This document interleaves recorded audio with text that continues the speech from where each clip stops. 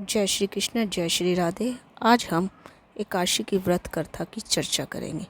युधिष्ठिर बोले, हे भगवान, मैं नमस्कार करता हूँ। अब आप कृपा करके वैशाख कृष्ण पक्ष की एकादशी का नाम बताइए, उसकी विधि और महत्व के बारे में बताइए। भगवान श्री कृष्ण ने कहा, हे राजेश्वरी, वैशाख मास के कृष्ण पक्ष की एकादशी को वरुथनी एकादशी के नाम से जाना जाता है। यह सौभाग्य देने वाली, पापों को नष्ट करने वाली और मोक्ष देने वाली है। इसकी महात्म्य कथा मैं आपसे कहता हूँ। प्राचीन काल में नर्मदा नदी के तट पर मांदता नामक राजा राज्य करता था। वह अत्यंत दानशील तथा तपस्वी थे। एक दिन जब वह जंगल में तपस्या कर रहे थे, तभी ना जाने कहाँ से एक जंगली भालू आया और राजा के पैर को चबाने लगा।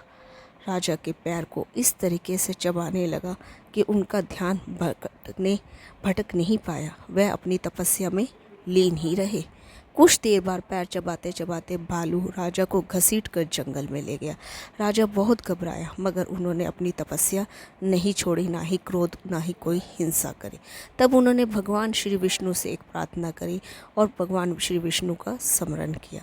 उनकी पुकार सुनकर भगवान श्री हरि विष्णु प्रकट हुए और उन्होंने चक्र से भालू को मार डाला। राजा का पैर भालू पहले ही खा चुका था। इससे राजा बहुत ही शोकाकुल हुए। उन्होंने दुखी होकर भगवान विष्णु के आगे कहा, तो विष्णु भगवान ने कहा, हे वत्स, शोक मत करो। तुम्हें सिर्फ एक तपस्या करनी है, एक उपाय करना है। तुम मथुरा जाओ और वरुथनी एकादशी का व्रत रखकर मेरी वराह अवतार मूर्ति की पूजा करो। उनके प्रभाव से पुनः तुम्हारे अंग आ जाएंगे। इस भालू ने तुम्हें जो काटा है, यह तुम्हारे पूर्व जन्म का दोष है।